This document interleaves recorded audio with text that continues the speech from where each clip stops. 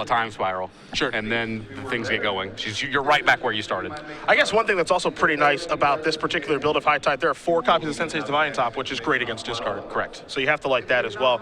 Don't know if she's going to board in her counterbalances here, which there are 4 copies of those, but we'll find out as we do go here.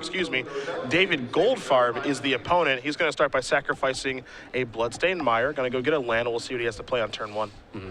Yeah, Jund historically is very, very bad against Storm.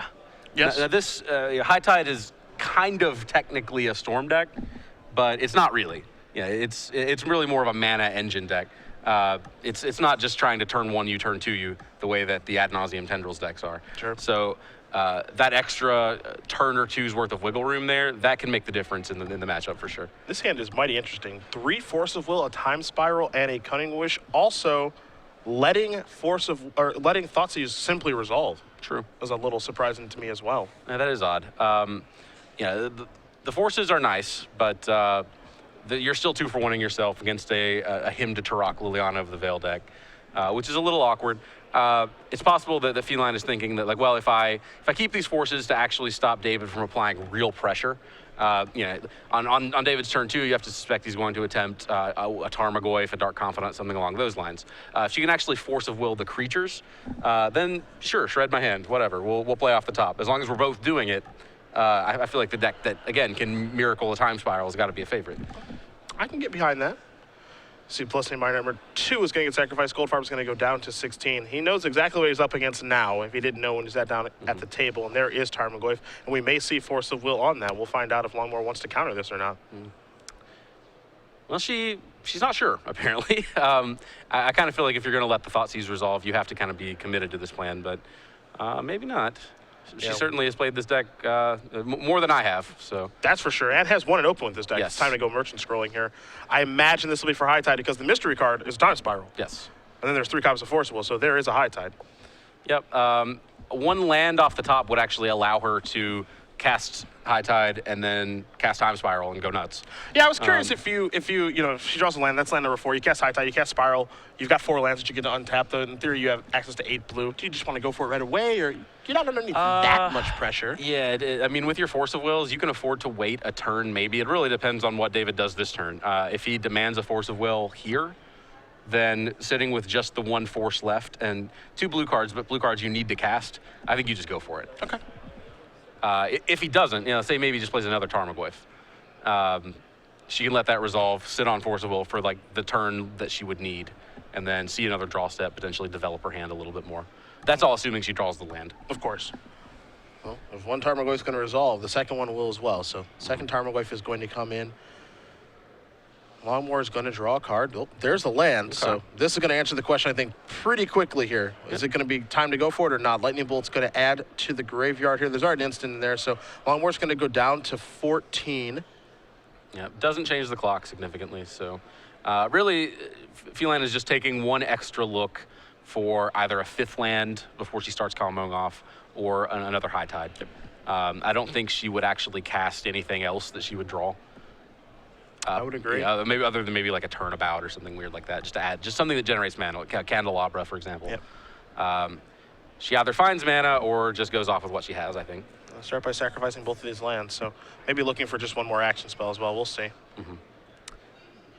Down to 6. Can't die this turn. Can't die the next, so you have to imagine she has to go for it on this turn. Yes. And has at least some of the tools to do so.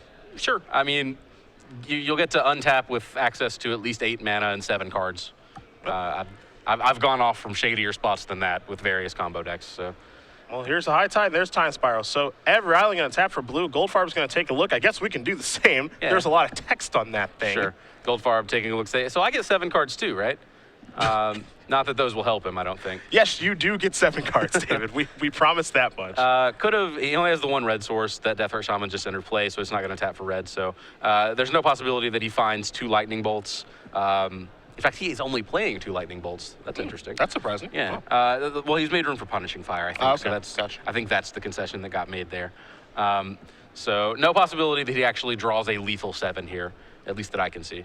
Really the only relevant spell I think he could actually find would be Abrupt Decay, which could, in theory, destroy a Candelabra of Tawnos. That's really about it. So Yeah. Not in theory, he can certainly do it. Yeah, of course. Yeah. I guess this is on Longmore to not fizzle. Yeah. Again, no mana floating, has not played a land yet for the turn. All the islands will tap for 2 blue. I'm going to try to keep up. This should be fun. All right.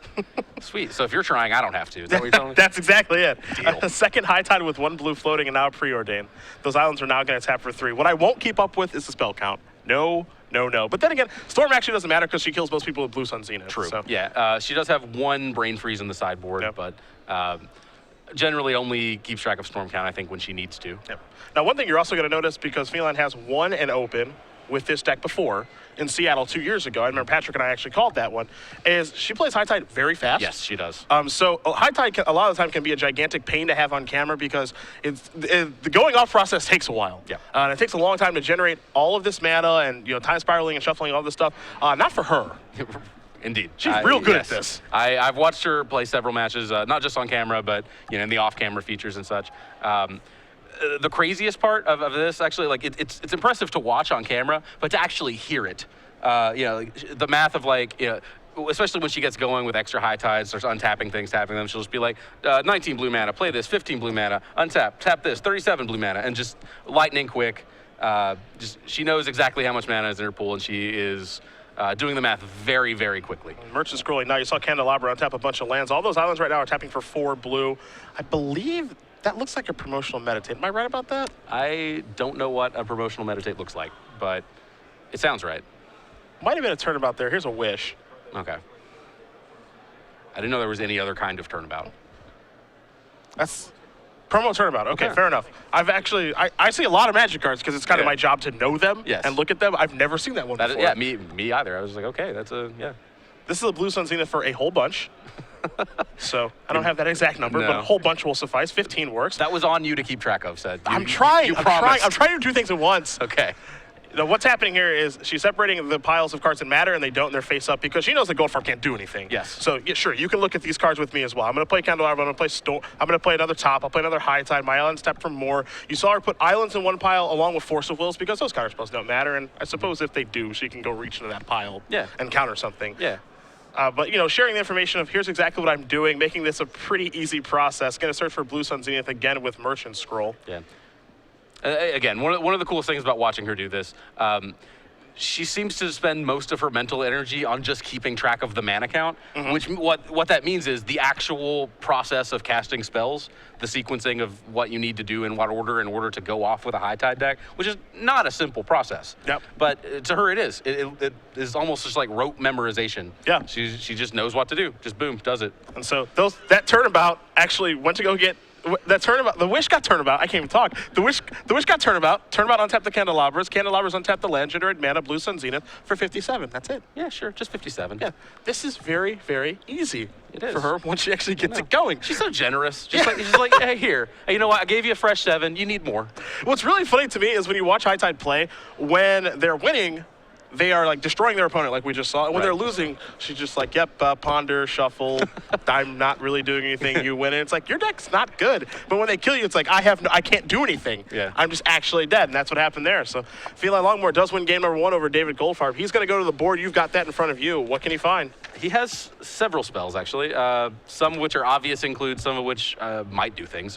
We see 1 Grafdigger's Cage, 1 Red Elemental Blast, 2 Golgari Charm, 1 Ancient Grudge, 1 Choke, 2 Duress, 1 Abrupt Decay, 2 Extirpate, 1 Umezawa's Jitte, 1 Toxic Deluge, 1 Pyroblast, 1 Chains of Mephistopheles. Yeah. If you can't see Cedric right now. He is trying to conjure up from his memory what a Chains of Mephistopheles No, I is. know what it does. I don't know exactly what it does, but I know what it does. Here's how people explain chains.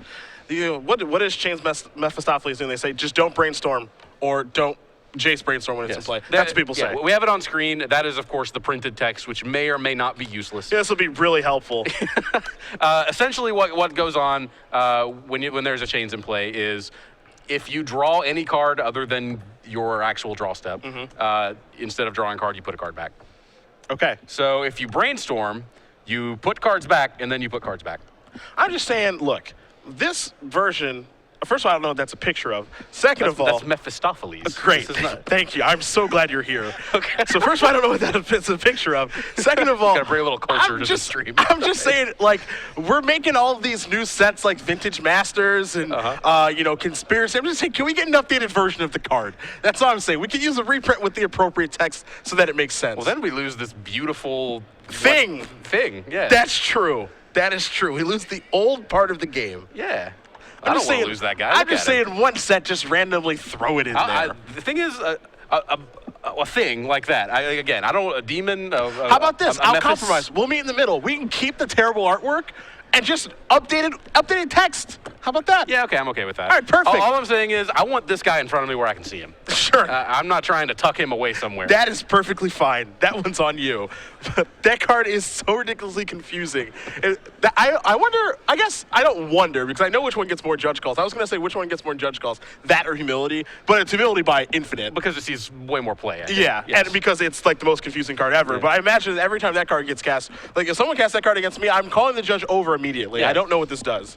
Yeah, well, I think a lot of a lot of judges they're used to humility calls. Yeah. I think you'll sometimes see a judge call over a Chains of Mephistopheles, and the judge will come and be like, "Oh crap."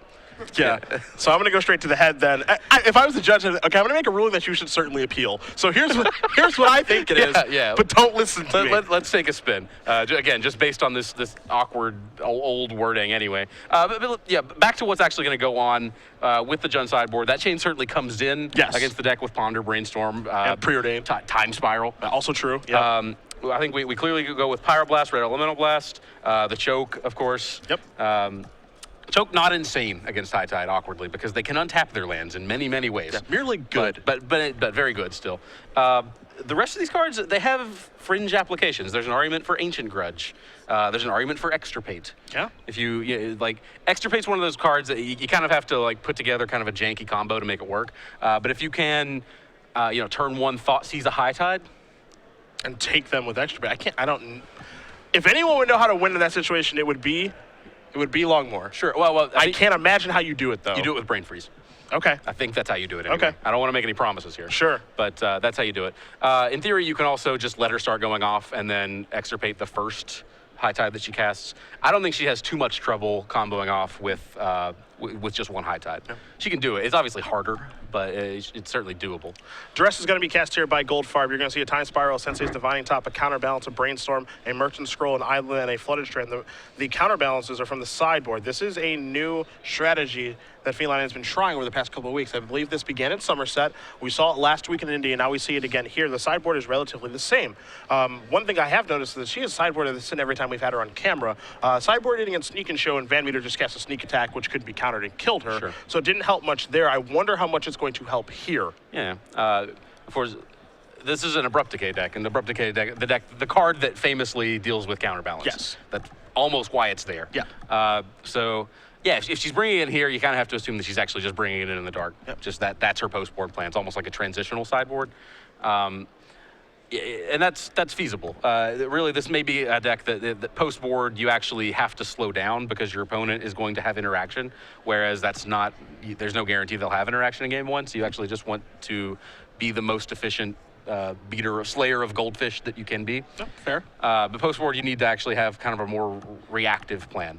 And counterbalance certainly, of course, she has 4 tops to begin with. Yeah. And so bringing in the counterbalance top package, that's just kind of a distraction. It's like, here, deal with this.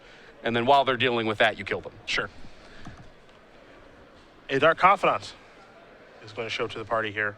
You saw a couple fetches there from Goldfarb, searching out the Badlands and the Bayou, so down to 18 life, but the life total doesn't really matter all that much for David unless something goes very, very wrong with that Dark Confidant. Brainstorm going to resolve here, and that's on the end of turn, so again, we're looking for lands, preferably fetch lands if you're Longmore, be able to clear some of this stuff away. Just an island at this point. Yeah. Going digging, the old end step Brainstorm on turn 1. It's one of those plays that when you're very new to Legacy, that's a play that you make and people kind of snicker about it. Yep. When you're kind of experienced at Legacy, it's a play that you never make. And when you're an expert at Legacy, it's a play that you actually make a reasonable amount of the time. Just recognizing that you need to do it. Yeah, and I imagine in this particular deck, because that's not the first time I've seen that. This is a deck that actually, you're not trying to set up these beautiful brainstorms and shuffling cards away. It's just, in this deck, it's just, I need to see as many cards as possible so that I can always kill on turn 4. Yes. That's actually you what matters. need to see as many cards as possible, and you need to never waste a mana. Yeah. You need to spend 1 mana on turn 1, spend 2 mana on turn 2. hopefully spend like 14 mana on turn 3, but three will do. Yes. But never less than 3. On turn 4, it's showtime. Yes. Or it better be. Yeah. And just developing her mana there, well, developing her hand. Okay, well, easy. We have a trigger. Did we hit? Hey, we hit. We hit with the 1 of Zenith? Are you kidding me? That's pretty good. There are other 3-drops though, right? She could have flipped over Cutting Wish. Just Cutting Wish, okay. So You're right. You're right. There are others. Yeah. In theory, you are correct. Okay. And actually, here's the crazy part. That where is it there? That Blue Sun Zenith is not even in her main deck. Yep. That is sideboarded in. Someone knows how to play their deck. Yeah. Someone knows how to play their deck. Merchant Scroll, gonna go search for a High Tide. That was insane. Yeah. Get out, Choke. No one wants you. It's awesome too because David's just like, yeah, okay, Choke, attack with confidence. Like, 1 second. It's like, hang on. I have a counterbalance. My chances of hitting are low, but hit. There's a blast. Okay. There's a power blast. Odds of the blind flip. You know, Very high. It actually was not a blind flip, by the way. Well, she put that back on Brainstorm. Yeah. Yeah, so I understand that. Like, putting a 3 back is a little bit interesting, but I guess, actually, putting a 3 back there, it makes a lot of sense because of Liliana the Veil, too. So. Yeah. Maelstrom Pulse would be a convenient answer to counterbalance as well. So, Choke, the scariest thing that David could possibly do, actually, on turn 3. It's a very nice play, nonetheless. Yes. In comes Dark Confidant. Do we see more? Looks like he can cast a creature and a Duress. Could just jam Liliana. So has some options here. I like Duress. That'll let you see for counterbalance, too. Polluted Delta means the coast is relatively clear. It's a fetch land in play, so it can reset. Yeah, now that you... Okay, sure. Yeah, the fetch land complicates things. If you play Duress and it actually sticks... Actually, what's going on here? So what I think, Feline may respond, with the counterbalance, right. or with the fetch land here. All right. We might see a Brainstorm, for example. All right. So at this point, you have to be pretty confident that the coast is clear then. If she Brainstorms, she puts a 1-drop on top, then she can prevent the Pyroblast that she knows about. But on the other hand, maybe she's okay with Pyroblast at this point. Yeah, that's the other thing, right? Yeah. She could be okay with Pyroblast maybe taking care of counterbalance. You see Flusterstorm's going to target Duress here. Okay. All right. So not actually manipulating the top of her deck in any way other than just to shuffle it. Yep. So it's blind again. So David could take a swing here. Again, either playing a 2-drop like the Tarmogoyf we've seen, or Pyroblasting the counterbalance. I think Feline's in a position where she actually wants that Pyroblast to be used to deal with a permanent that doesn't help her go off. Yeah, I actually like the tension that this Flusterstorm creates, because basically what's happening here is, sure, you can pay 2 to resolve your Duress if you'd like, because I've already messed with the flip, so you can pay 2 if you want to. And so what's ending up happening here is it looks like he is Pyroblasting something, and so now counterbalance is on the stack again. Looks like he might be Pyroblasting a copy, so there's a 1, so that's going to counter that. So this is kind of some weird mechanics, because now I believe he tried to Pyroblast a copy of Flusterstorm, but that didn't happen when he could have just paid 2 mana for Flusterstorm to resolve the Duress. Yeah. So now the Duress is countered as well. That's interesting. Well, no, I would guess that he actually tried to target the counterbalance. That makes more sense. Okay, that does make more sense. Again, yes. there's no reason to actually cast a Pyroblast when you can just pay the 1. Sure.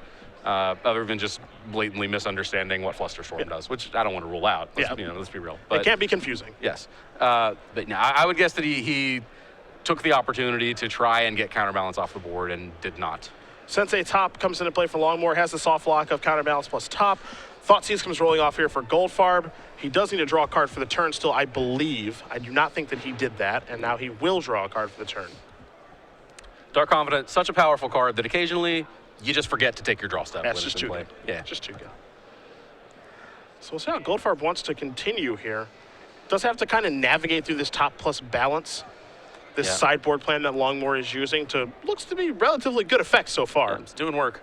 Has the Thoughtseize, would obviously like to resolve it. One casting cost, that's the one spot that you know for sure that someone with counterbalance and Sensei's Divining Top can turn off if they want to. There's an argument then for, there's Abrupt Decay, the card, as we said, that cares not what's on top of your deck. Are you surprised that's still in? A little, actually, yeah. We had the 2 blasts, the choke, the 2 duresses. That's at least 5. The chains, that's at least 6. He has 3 punishing fire, 2 lightning bolt, 1 Sylvan Library, 1 Maelstrom Pulse. Abruptic is better than Pulse, so that's at least 6 spots in the main that I think you can make a pretty solid argument for cutting, without touching Abrupt Decay.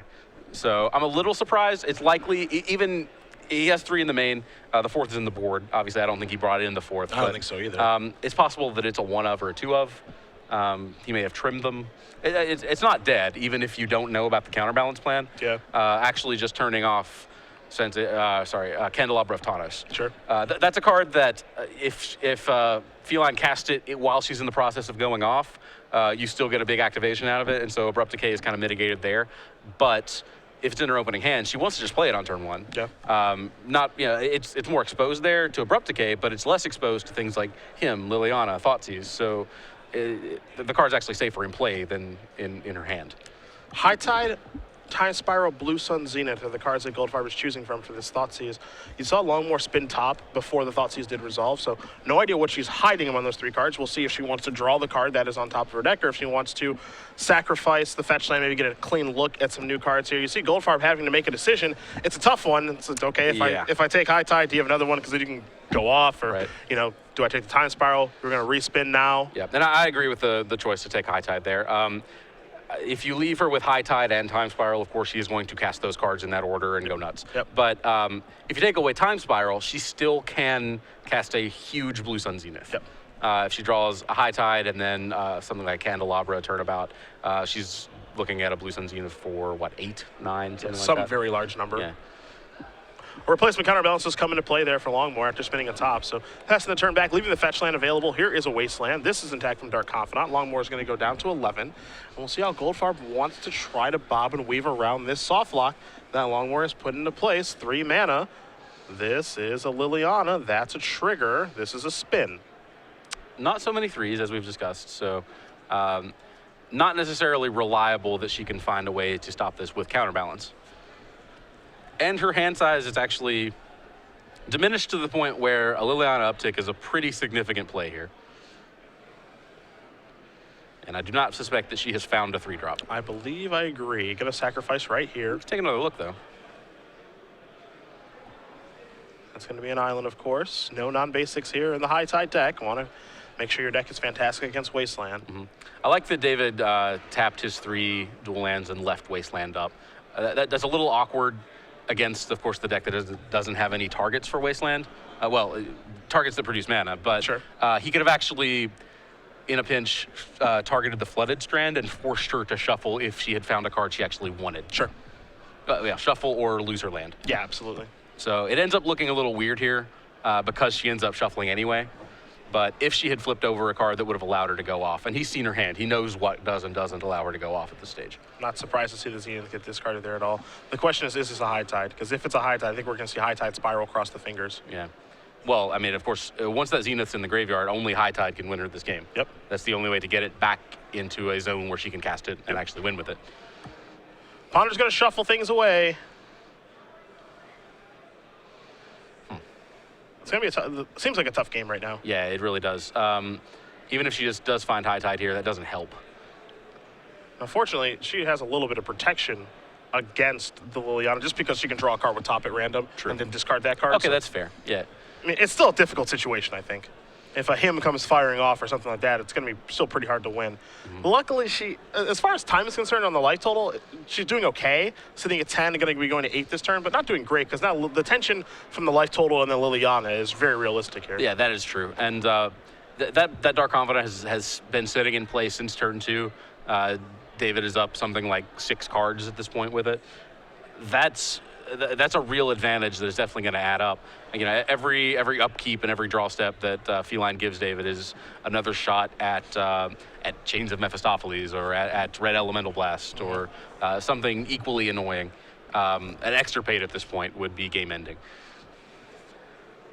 Looks like all Goldfarb has those lands and creatures over there. You see Dark Confidant, there's Tarmogoyf, other stuff like that. So nothing too crazy going on.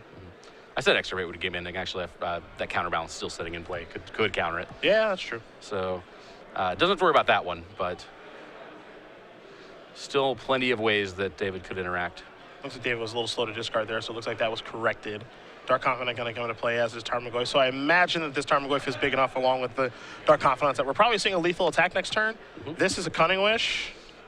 Uh-oh. Did she leave a high tide in her board? She did. Come on. Too good. That's impressive. We know about the last card being the Time Spiral, right? So boarded in Zenith, boarded out High Tide. Sure. This is why I watch. I know. This is why I don't play. There's an argument for maybe she has to worry about things like Surgical Extraction, Extirpate, doesn't want to get cut off of her Cunning Wishes. Yeah. All right, so we're going to Time Spiral it up. No mana floating.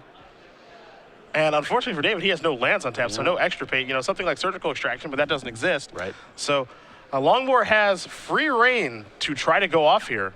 Free reign, she's to some degree at the mercy of fate. Her 7 can be blank. Yes. That's a real thing that can happen whenever you spin the wheel with a card like Time Spiral. Also adding counterbalance to your deck as well. Sure. So it's more difficult. I don't know how much more difficult, but you can draw those, and those won't be helpful. Now, of course, 8 mana available right now. Has not played a land yet this turn either. Of course, all islands will be tapping for 2 mana right now with the potential for more if we find more High Tides. Let's see how these 7 do. And notably, this time she does not lay out her hand face up. These are things. These are not things. Post board, she has to worry about. You mentioned Surgical Extraction. Mindbreak Trap is the other big one that you sometimes see Jund decks bring in. We know that David does not have access to any Mindbreak Traps. Feline does not. One more with a mana floating, so now still a mana floating. Gonna cast a Merchant Scroll. Gonna go digging very, very quickly. There's a High Tide. Again, don't forget there's 1 blue floating. All of the mana. Yep. So I imagine gonna cast that.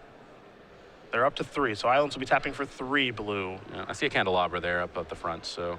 Is there an action spell? Yeah, that's the real question. She's been in the wheel for 1. She gets another look if this one doesn't work. A couple copies of Brainstorm there. So yeah, I'm gonna do this again. 2 blue mana floating right now. There's a Brainstorm, so 1 left. Again, spell count for this particular deck doesn't actually matter. I mean, it could be a Brain Freeze kill, but chances are it's gonna be a Blue Sun Zenith kill again. She can't Cunning Wish for it, of course. Yep. It's in her library. Yep. She can Merchant Scroll for it, though. This is correct. Candelabra does come down. Looks like there is no blue floating now. I'm going to search out an island. So now we're going to tap some mana, presumably. We'll see if it's time to do that just yet. So that'll be 6 blue. Use this to untap 5 lands, so there's a blue floating. Blue floating and a potential 15 out of her lands now. So mana is certainly no longer the bottleneck. Just needs to find something to do with it. Brainstorm with that last blue, put 2 cards back. Can't fetch. Can cast the top, though. Now here's a scroll, so no mana floating. And that can go get Blue Sun Zenith, which she can then cast for, I believe, at least 10. She can cast it for more than that. She has to leave some mana floating to continue to do things once it resolves. Yep. So again, islands tapping for 3. This is a bunch of mana. This is a wipe away on the Candelabra. That's adorable. Yeah. Untap all of these. The old ritual wipe away. Yeah. that gained 12 mana, right? Add 12 to your pool. 6. So looks like 6 cards are drawn with 9 blue mana available. I think we could have went deeper. I don't presume to question at this point. I just watch it happen. Yeah, if she does it for 6, then that's right. Yep. Do it for 6 every time in this spot. Ponder's going to look at Time Spiral among other cards. Going to keep. I imagine adding Spiral to the hand. This is a High Tide. Those are going to tap for 4 blue now. There's 1 more floating. Okay. And she can cast. She has another Time Spiral, so always has kind of a reset button available to her here. But really, you don't want to use Time Spiral unless you absolutely have to. So there's a Brainstorm. There's a top. Oh, actually, this is a Spiral. Yeah, we see she had the Blue Sun Zenith back in her hand, actually. So now it looks like there's 1 blue mana floating. And so now we're going to count all these spells. She might be keeping track of Storm on the side in case it's a Cunning Wish or Brain Freeze type of kill. Yeah, and I think we're at the point where if she were to find Cunning Wish off of this Time Spiral, she could actually just get Brain Freeze and win the game with it. The top spins, she could just go top for top for top for top for top for top for wish for Brain Freeze kill you. Yes. I mean, she's nearly cast enough spells that she wouldn't even need to do that. Yeah, I suppose that's true. But yeah, she has basically 1 mana per extra spell to the storm count. So yeah, she could, with these 2 tops, she could get the storm count up to about 40 right now if she really wanted to. Let's not forget, all those islands in play are going to tap for 4 blues. So in theory, there's 20 mana out there. We can add more with candelabras. There's 1 blue floating as well. So mana's not the issue. It's making sure Time Spiral hits action cards, which going to find 7 cards here, and then there are 2 tops in play as well. Actual, all the mana you could ever want. 4, 5, 6, 7. If she hits Blue Sun Zenith here, she can actually just cast it for the win immediately, I think. Oh, Merchant Scroll and High Tide are found. That's what we're going to use that, I believe, that last blue mana on. Okay, and Merchant Scroll actually is Blue Sun Zenith in this case. So, her only concern really at this point would be locating some sort of interaction, a Force of Will. She can't see David's hand, of course, and she doesn't know for sure that he doesn't have any way to interact in his deck post board. So we'll likely see her wipe away a candelabra. Make a bunch of mana, sure. Turnabout, untap all those lands, float mana, cast a ponder. Yeah, but she's going to keep digging until she locates a Force of Will or 2, and then fire off Blue Sun Zenith here. I imagine just keeping it as safe as possible. Yeah. Yeah, there's a Merchant Scroll. It's time to go searching. I love that Merchant Scroll lets you shuffle up your deck after you have put things on top, too. Yeah, I think it's actually pretty awesome. Yeah. Cunning Wish, gonna go use a Cunning Wish, gonna go search, gonna go grab something in just a moment here. Will Longmore. Okay. Maybe it is turnabout. All right, so I guess we just want all the mana. Okay, sure. Here's another Merchant Scroll. Does she have Blue Sun Zenith, or not Blue Sun Zenith, Pact of Negation in her deck? Bum, bum, bum, bum, bum. One on the board to wish for. 1, okay. All right. Obviously, 4 Force of Will in the main, and Flusterstorm. That's her main deck interaction. So, does need to spend some of her mana, but like we've been saying, really has all the mana she could ever want. Yeah, Blue Sun Zenith, you for it all, and that is going to do it. Longmore is thrilled, wins this match over Jund, 2-0. Feline moves on to 7-1, and with any luck, can draw into the top 8. Yeah, she's been, as we mentioned, she's been traveling around pretty extensively on the Open Series in the last couple of months. And I know I saw her in Seattle and LA, and then I've seen her here on the East Coast. Yes. She may have actually been at actually every Open Series stop in this season. I'm not sure, but I can't think of any where I didn't see her.